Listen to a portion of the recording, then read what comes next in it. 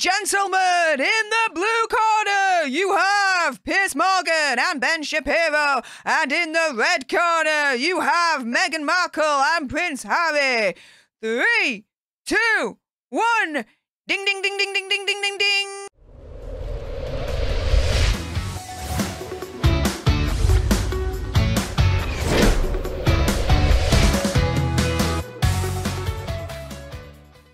Hey up everyone, it's me, Stef the Alter Nerd, your nerdy alternative, and welcome to another dose of the Daily Nerd, where I break down the news and pop culture stories of the day that's pretty much caught me eye. And oh my goodness, it might as well be, right? Piers Morgan, Ben Shapiro teaming up against Prince Harry and Meghan Markle in the wake of the South Park episode from last week.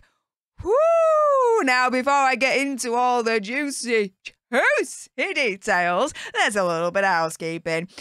YouTube human reviewer, I see you lurking. I'm not going to say any trigger words or anything that's going to offend your ear holes. And to everyone else awesome enough to have clicked on this video, hi, welcome, how are you doing? If you love this kind of news and pop culture on the daily, served with a little bit of sass and gobbiness, which is basically this, right? Do make sure you click on that subscribe button, like, share, comment down below your opinion, conspiracy theories and whatevers. Also, as well, for your consideration, you can always send me a super thanks, which is just below this video right here. It does guarantee a response from me. And oh yeah, let's jump into this one, shall we? So let's start off with good old Piercy. Yeah, Piers Morgan. What the deuce is he saying? Well, he was on his show, and of course, a very long time critic of our Hazard and Megs here, and he says the following: being a global laughingstock as they've been made by South Park, they won't take it as a badge of honour. They'll be absolutely seething. Now, I absolutely agree with that. I believe, opinion, conspiracy theory, whatever, they take themselves way too seriously. And they should have actually, in terms of their response that they put out via their spokesperson a couple of days ago, it was kind of along the lines of, yeah, it's boring, nothing to see here, right? We're not that interested, it's all whatever, right? No, they could have made light of it, being a little bit more human and being like, yeah, okay, it is a badge of honour. South Park goes after everyone that, is of note, right? And yeah, it's an honour that South Park went after us and roasted us. We laughed, it was funny, fair play, right? We can take a joke. No, they didn't do that at all, did they? Which is a shame, which is why I believe Piers Morgan here. They don't take it as a badge of honour, and I do certainly believe that they're absolutely seething, especially with reports showing that, their approval ratings are so low, apparently they're lower than Prince Andrew. So seething indeed. He also put out a tweet saying they can't laugh at themselves. They don't have that valve at all. And they'll both be seething over their roasting in the animated series South Park.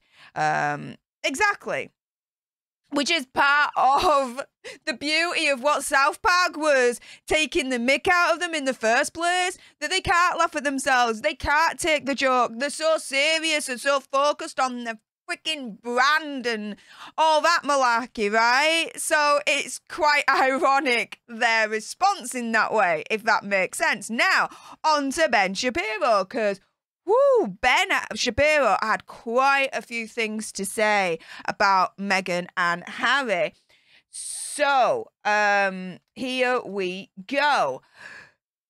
He calls them quite terrible, or to say the quote in full, he says that Prince Harry and Meghan Markle really are quite terrible, saying, I've got to say, they're just the worst. And he was speaking to Sky News Australia host Piers Morgan at the time about the recent South Park parody taking aim at, of course, our Hazard and Megs.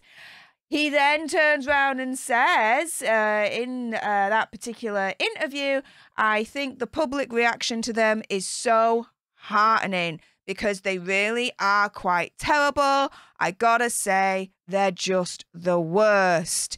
And he described Prince Harry's recent memoir as absolutely awful. I mean, guys, it's such a slog to get through.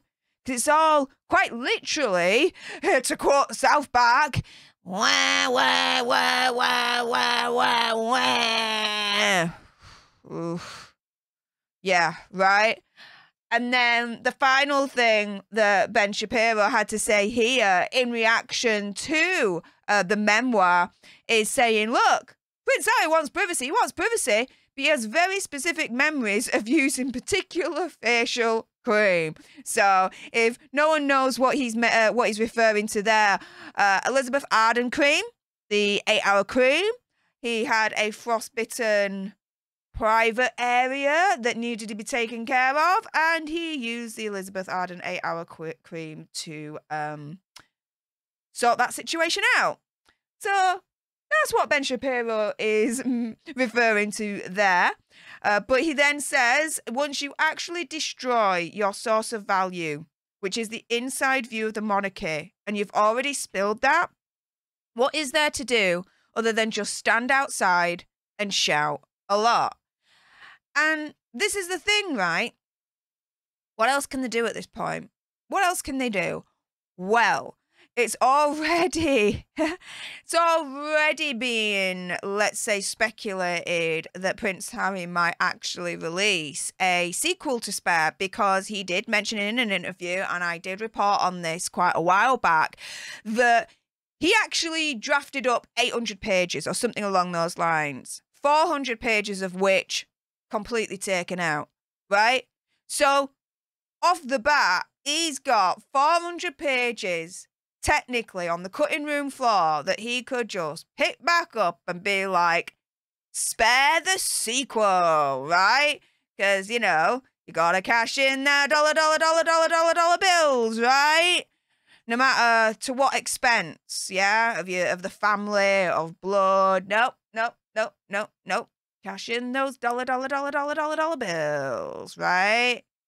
So Ben Shapiro says, well, what more can they do? I do think there's more that they can do.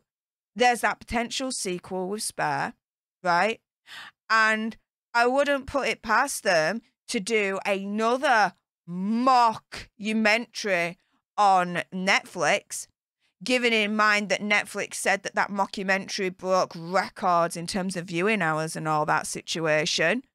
And also bear in mind that Prince Harry's book Spare broke so many records. You know that his publishing house and Netflix are thinking, okay, what else can we do to cash in on this baby, right?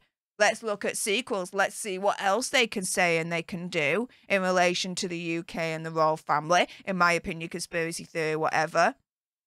You have the upcoming coronation coming up, and that whole circus of will they be there, won't they be there, will it just be Prince Harry on his own, or will he not go because Meghan Markle may not be invited, and blah, blah, blah, blah, blah, blah, blah, right? So they could open their gobs, let's say, and discuss either they went and, oh, woe is me, they treated us like scum, blah, blah, blah, blah, blah, blah, blah. Or, woe is me, they didn't invite us, we're blood, we're family, wah, wah, wah, wah, wah. Right? So, Ben Shapiro, dude, don't underestimate these two. I firmly believe there's a lot more that they can spin. There's a lot more that they can spin. There will be a point where they can't spin it any further. Like, there's nothing else that they can literally say or spin, in my opinion, conspiracy theory, whatever. But do you know what?